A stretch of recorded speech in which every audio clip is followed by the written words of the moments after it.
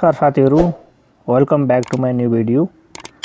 यदि तपाई टिकटक चलाउनुहुन्छ, टिकटकर हुनुहुन्छ हैन, अनि टिकटकमा तपाईले चाहिँ कसै मान्छेले मेसेज गरेर एकदमै हैरान गरेको छ हैन। अब त्यसमा चाहिँ मेसेज नआउने कसरी बनाउने हैन, अनि त्यसपछि त्यसलाई अकाउन्टलाई चाहिँ प्राइभेट कसरी गर्ने त्यो कुराहरु सिक्ने छौं। अब तपाईले चाहिँ त्यसलाई चाहिँ मेसेज नआउने बनाउनको लागि सुरुमा तपाईले आफ्नो टिकटक अकाउन्ट खोल्नुपर्ने हुन्छ। तपाई यस्तो तपाईको टिकटक यस्तो हुन्छ हैन। अब यहाँ त्यसपछि तपाईको प्रोफाइल भन्ने आइकनमा जानुस्। प्रोफाइलमा गएपछि यहाँ 3 डटमा जानुस्। अब तपाई 3 डटमा गइसकेपछि सेटिङ एन्ड प्राइभेसीमा जानुस्। अब त्यहाँ गइसकेपछि सेफ्टी एन्ड प्राइभेसी भन्ने छ यहाँ। अब यहाँ गइसकेपछि तपाईले सुरुमा प्राइभेसी भन्ने सेकेन्ड अप्सनमा जानुपर्ने हुन्छ। त्यहाँ जानुस्। अब तपाईले अकाउन्टलाई चाहिँ अरूले चाहिँ जस्तै तपाई साथी छैन भनेपछि कसै मान्छे तपाईको प्रोफाइल हेर्न खोज्यो भने देखिदैन। अब यहाँ नर्मलमा छ, अहिले मैले अब यसलाई प्राइभेटमा अन गरिदियो भने तपाईले कसैले प्राइभेट अकाउन्ट भन्ने देखाउँछ, देखिदैन। अब मैले ठीक छ नर्मलमा राख्दिन्छु हैन, केही छैन। अनि त्यसपछि एक्टिभ स्ट्याटस तपाईले एक्टिभ भएको देखाउने नदेखाउने यहाँबाट देखाउँछ हैन। तपाई मेसेजमा पनि कसैको एक्टिभ देखाउँछ नि त। अब त्यसलाई अफ गर्न चाहनुहुन्छ भने यसलाई यसरी अफ गरिदिन सक्नुहुन्छ, एक्टिभ देखाउँदैन। अब त्यसपछि suggest your account to other भन्छ। अब त्यो यो चाहिँ हामीलाई चाहिँ ठीक छ, केही छैन हैन। सजेस्टमा हाम्रो त्यो फ्रेन्डहरुले कसो कन्ट्याक्टमा छ भने कन्ट्याक्ट देखाउने हैन, फेसबुक फ्रेन्डमा पनि देखाउने हैन, यस्तो कुराहरु चाहिँ यिनीहरुलाई चाहिँ अफ गर्नुपर्ने हुन्छ। अब यो ठीक छ, म केही छैन यसलाई देखाउँदिन।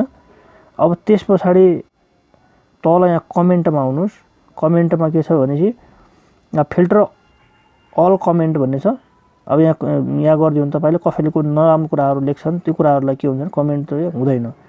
अब यहाँ कमेन्टहरु कले देख्न मिल्ने बनाउने। अब यहाँ छ एभ्रीवन छ हैन। त्यसपछि followers that you follow back तपाईले जसले फलो ब्याक दिनुभएको छ उले मात्र हेर्न मिल्ने बनाउने। यहाँ बनाउने नो ओन भने कसैले हेर्न नमिल्ने भएपछि कसैले कमेन्ट गर्न नमिल्ने बनाउन मन छ भने नो ओन भनेर यहाँ क्लिक गरिदिनुस्। कसैले कमेन्ट गर्न सक्दैन।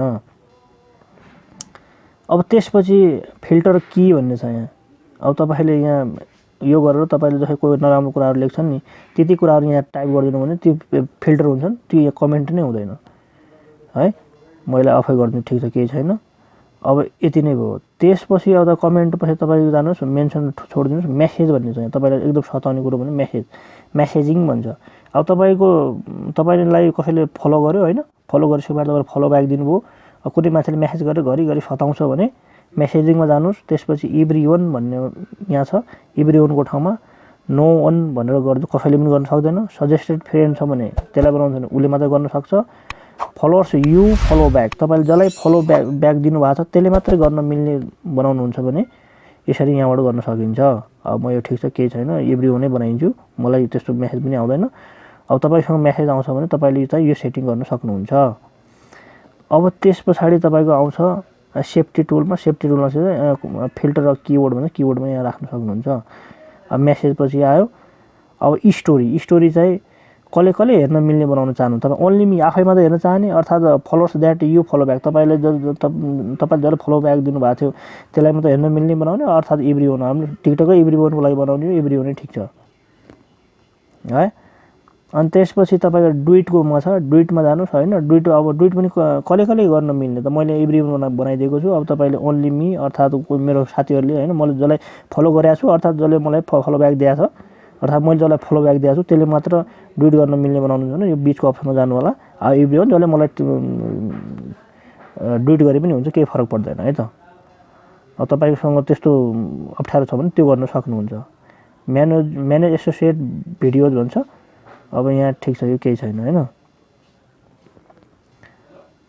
अब त्यसै डुइट पछि जान्छ स्विच। अब स्विचमा पनि सेम त्यही हो।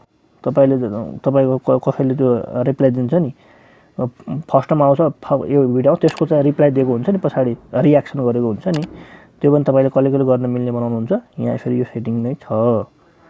अब डुइट पछि आउँछ स्टिकर ठीक छ, केही छैन, हामीलाई केही पर्दैन। अब फलोइङ लिस्ट तपाईको फलोइङ लिस्ट चाहिँ कले हेर्न मिल्ने बनाउनुहुन्छ हैन। Who can see your following list भन्छ। एभ्रीवन जसले पनि हेर्न मिल्ने बनाउनु, ओन्ली मी अर्थात मैले आफै मात्र हेर्ने, अरु कसैले हेर्न पाउँदैन मेरो लिस्ट है। मेरो प्रोफाइल खोलेर कसैले हेर्न चाह्यो भने पनि हेर्न सक्दैन। मैले ओन्ली मी बनाएको छु। अब त्यसपछि आउँछ लाइक भिडियो। अब भिडियो लाइक गर्यो कसले हेर्न मिल्ने बनाउने, एभ्रीवन जसले पनि हेर्न मिल्ने अर्थात् ओन्ली मी भने मैले त्यो पनि कसैले म हेर्ने चाहिँ बनाउँदिनँ, म आफै हेर्छु, ओन्ली मी भनेर राखिदिन्छु। अब त्यसपछि ब्लक एकाउन्ट, तपाईँले कसलाई ब्लक गर्नुभएको थियो यहाँ ब्लक लिस्टहरू देखाउँछ, यसरी यो गर्न सकिन्छ। यति नै थियो आजको अपडेट। यदि भिडियो मन परेको छ भने लाइक र च्यानललाई चाहिँ सब्स्क्राइब गर्न नबिर्सिनुहोस् है त।